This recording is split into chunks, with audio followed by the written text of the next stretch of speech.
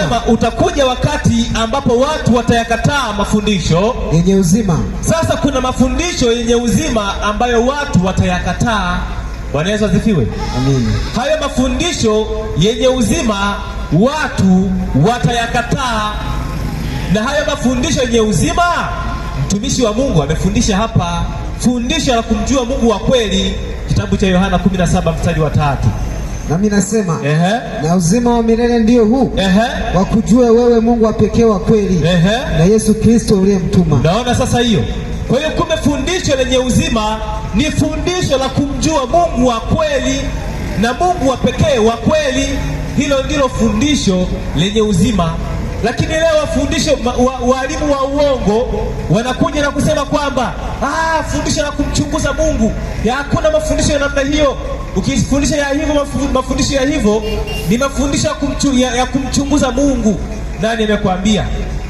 Hawa wafundishaji wanaosema kwamba fundisho la kumjua Mungu wa kweli ni fundisho ambalo linataka kumchunguza Mungu, hao ni walimu wa uongo. Bwana Yesu asifiwe. Na hao ndio utakuja wakati watayakataa mafundisho yenye uzima. Miongoni mwa mafundisho yenye uzima ni fundisho la kumjua Mungu wa kweli. Wamemkataa Mungu wa kweli, wakaingiza Mungu wa uongo.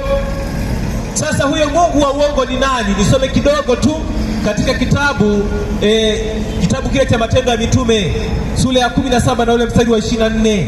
Huyu Mungu wa uongo ni Mungu gani? Wazee wa boda boda boss, Mungu wa uongo mnamjua? Hamumjui? Jamaa yangu anaangalia na pembeni kabisa. Sasa nataka niwaonyeshe Mungu wa uongo ni nani. Soma kitabu hicho 17:23 Matendo ya Mitume. Anasemaje? Kwa sababu nilipokuwa nikipita huko na huko na kuiona mambo ya ibada yenu, na aliona madhabahu iliyoandikwa maneno haya, kwa Mungu asiyejulikana. Sasa sikiliza, kuna Mungu ambaye anaabudiwa makanisani, ni Mungu asiyejulikana. Huyo ndiye Mungu wa uongo. Sasa huyo Mungu wa uongo asiyejulikana ni yupi? Chukua hiki hapa kitabu hiki, Katekisimu ya Kanisa Katoliki, ukurasa wa 78.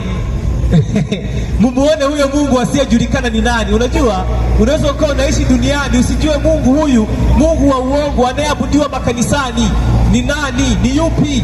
Soma hiyo. Nami wanasema Wakatoliki katika katekisimu yao wanasemaje? Tunasadiki kwa nguvu, na tunakiri wazi kwamba kuna Mungu mmoja tu, wa kweli, wa milele, mkuu, asiyebadilika, asiyetambulika. Bwana Yesu asifiwe. Kwa hiyo kuna Mungu ambao hata Wakatoliki kwamba ni Mungu asiyetambulika. Hata Mtume Paulo aliwaona kipindi chake. Sasa endelea, tumuone ni Mungu gani. Endelea kusema hapo Katoliki wanasema mwenye uwezo wote. Huyo Mungu asiyetambulika ni mwenye uwezo wote. Ni nani? Endelea. Asiyeelezeka, Baba na Mwana na Roho Mtakatifu. Sasa unaona, huyo Baba, Mwana na Roho Mtakatifu ni Mungu asiyejulikana. Anaendelea kusema, ishia hapo. Huyo ni Mungu asiyejulikana. Na Mtume Paulo alisema kwamba katika pitapita zake alikutana na huyo Mungu asiyejulikana. Na ni kweli kabisa, huyo Mungu hajulikani. Hebu chukua hiki hapa kitabu. Hiki hapa. Hiki kitabu kinaitwa Bustani ya Katekista. Nisomee ukurasa wa mwisho kabisa kule. Ukurasa wa 130. Kitabu cha Bustani ya Katekista inasemaje? Inasema fumbo la Utatu Mtakatifu. Fumbo la nini? La Utatu Mtakatifu. Fumbo la Utatu Mtakatifu. Kumbe Utatu Mtakatifu ni nini? Ni fumbo.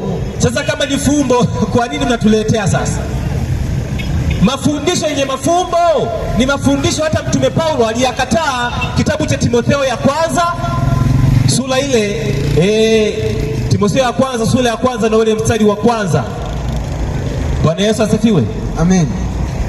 Nisomee Timotheo ya kwanza. Nataka kusema katika Timotheo ya kwanza ujumbe wa mwisho unasema neno la leo.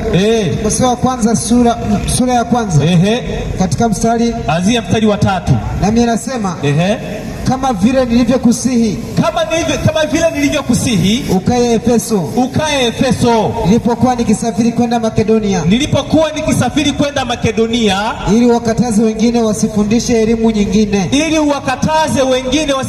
elimu nyingine, wala wasiangalie hadithi na nasaba zisizo na ukomo. Sasa kumbe hata Mtume Paulo anatuonya na kusema kwamba tusiangalie hadithi zilizotungwa na watu na nasaba zilizo na ukomo.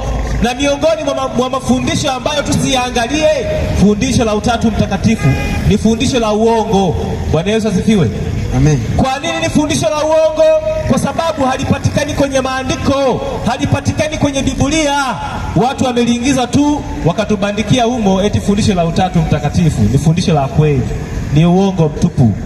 Kwa hiyo hata mtumishi wa Mungu amefundisha vizuri na kutueleza kwamba fundisho la utatu ni fundisho la uongo. Bwana awabariki. Kama kuna mtu mwenye swali, nimesema kwamba huyu Mungu mwenye nafsi tatu ni Mungu batili, sio Mungu wa kweli. Kama kuna mtu una swali, karibu. Nimalizie kusoma hiyo katekisimu ya pili. Malizia kusoma hiyo katekisimu. Inasemaje? Fumbo la Utatu Mtakatifu. Fumbo la Utatu Mtakatifu. Katika utangulizi kisha mapokeo wanasemaje? Kadiri ya imani yetu sisi Wakatoliki. Sasa kadiri ya Wakatoliki wanasemaje? Katika Mungu mmoja. Katika Mungu mmoja kuna nafsi tatu. Sasa sikiliza huo uchawi. Eti katika Mungu mmoja kuna nafsi tatu. Inawezekana? Eti bosi, hata kama ni wewe inakubalika. Yaani hata kama ni wewe eti katika Mungu mmoja